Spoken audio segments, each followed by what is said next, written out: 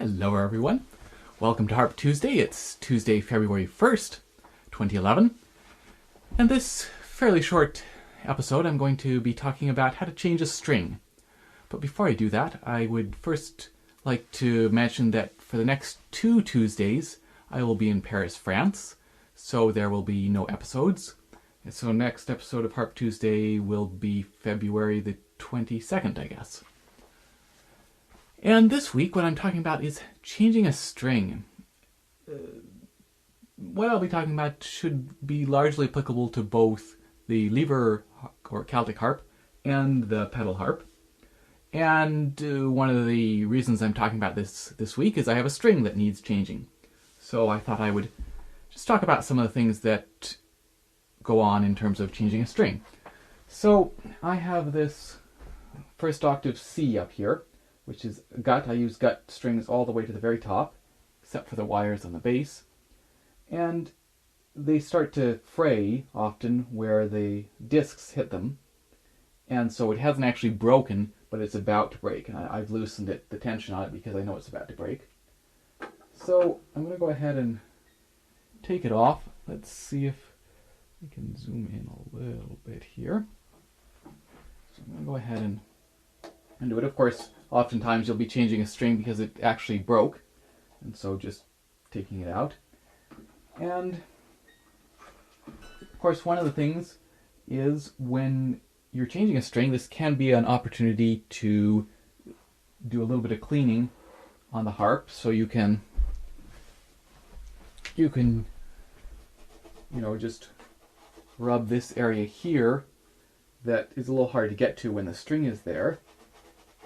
You might take a Q-tip and just dust around the action where, again, it can be a little more awkward to get into while the string is there. And I have to say I'm not the best at doing this.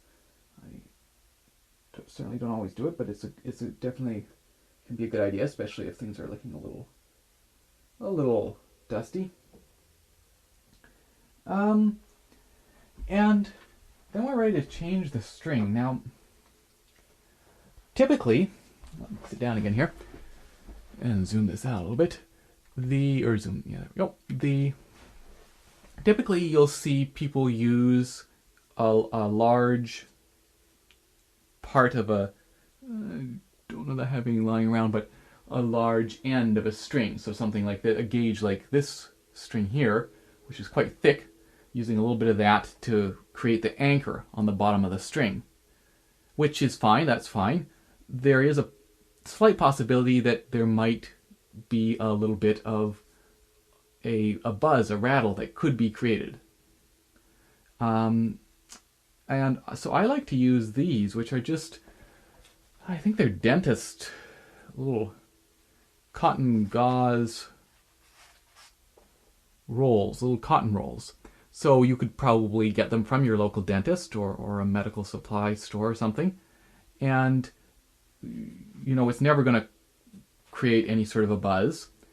And it's very easy to work with in terms of tying and creating this anchor. So I like them very much. You can generally, I could just reuse this one. I'm not going to in this demonstration, but normally I can actually just untie this. I might as well untie this string, and there, I've got this one ready to use again. So the next step is to attach the string and create an anchor. With the very largest, well, of course, with the wire strings, they have their own anchor already created. It's quite easy. You just string the string through and up.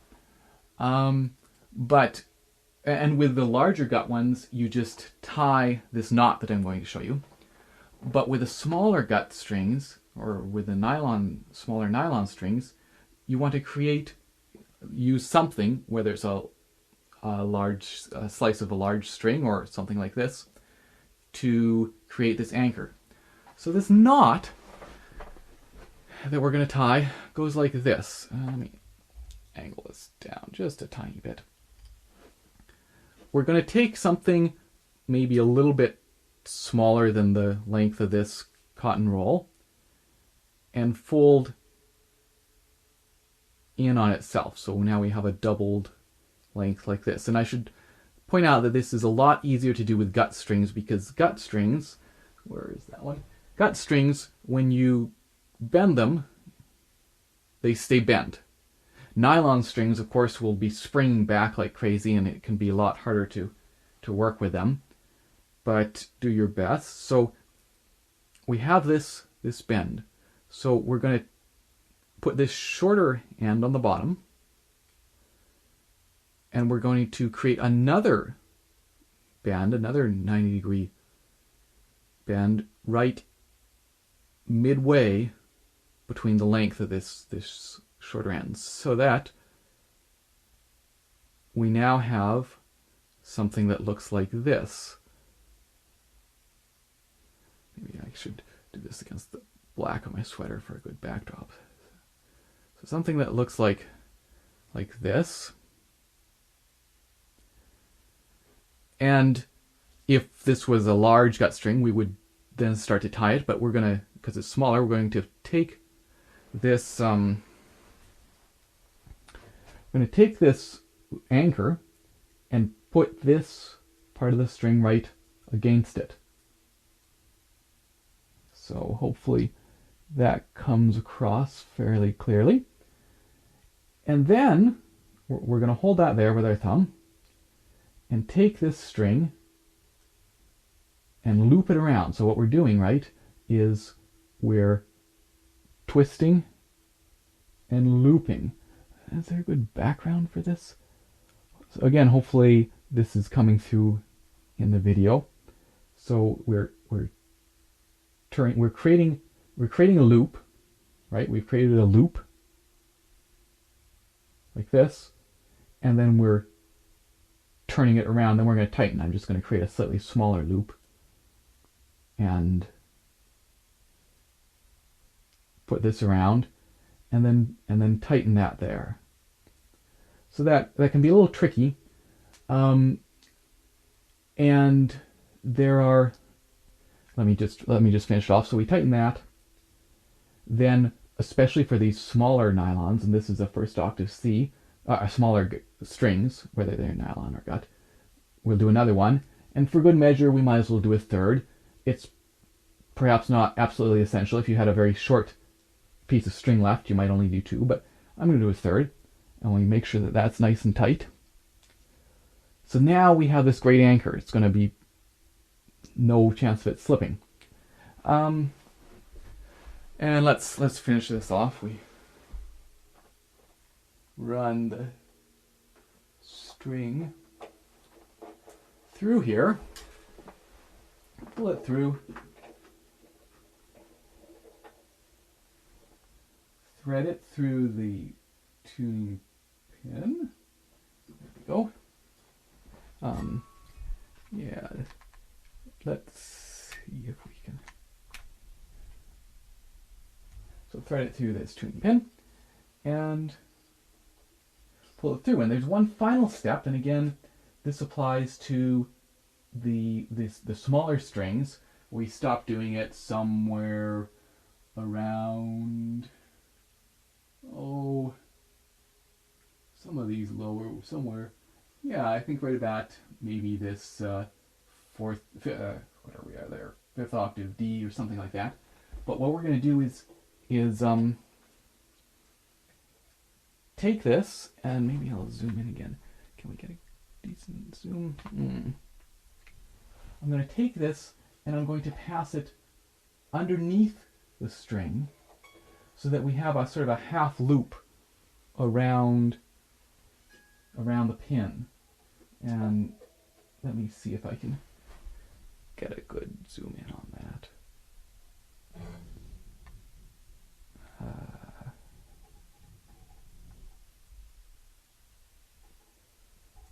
Yeah. So there's this half loop, and this helps prevent the string from slipping out. It just creates a really solid foundation here as we start to wind it. So let me zoom back out a little bit. So grab my tuning pin, tuning key, and so applying some pressure, some tension on this, so that yeah, not a great angle, but so that it starts winding right towards the tip of the tuning pin, and pressing in a little bit on this to make sure that as it winds, it's going on the inward side of this first half loop that we've created. So just being aware of that. You can pull it through and have it somewhat taut, but you don't want to try to pull it as tight as you can before you start turning it. We can go ahead and get some, there'll be several loops, and of course with a pedal harp you can just do a quick check of, whoa.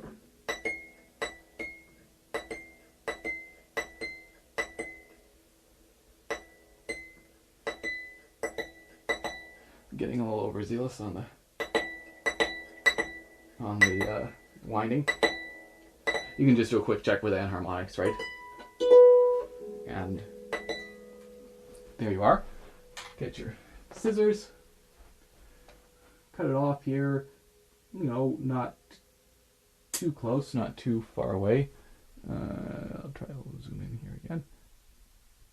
And Bob's your uncle. There you've got that string. So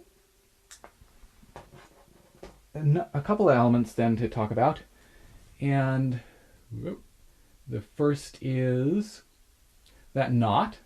So it can take a little bit of practice, and in particular there are challenges involved with that both for nylon strings and for gut strings.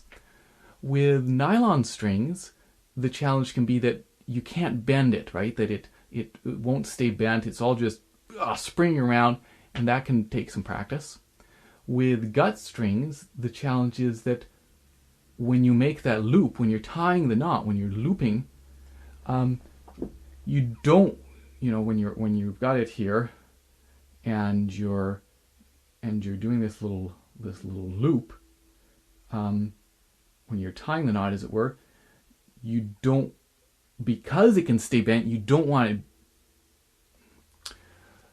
As you're looping, this part of this area that you're looping is actually going to be part of the string.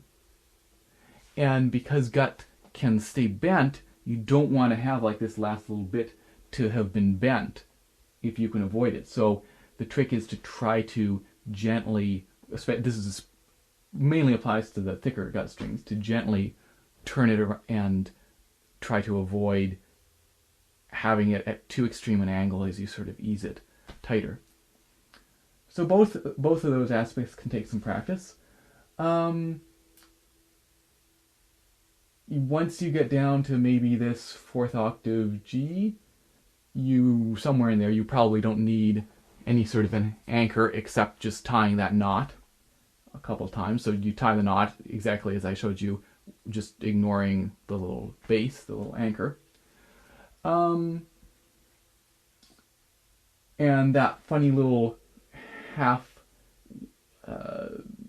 wind up here, as I say, maybe about this fifth octave D or something like that. You can start ignoring that. I should mention with the wire strings, one of the things to be aware of is that you need to give them a fair amount of slack.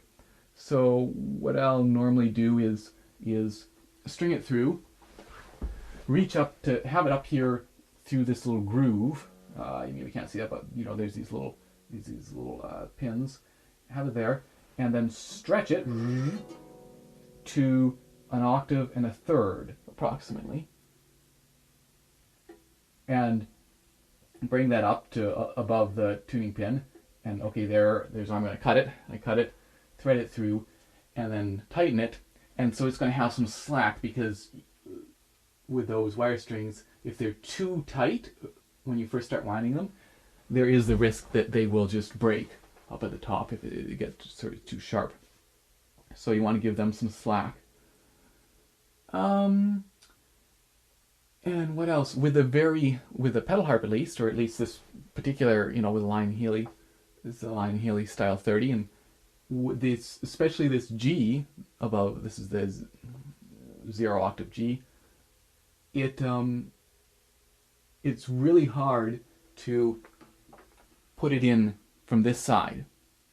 So what you'll probably want to do is thread the string through from this side, take it out, tie your knot, anchor, and then just pull it through, and there you go. So there you are, changing strings. Hope you enjoyed it. See you again in 3 weeks' time. Cheers.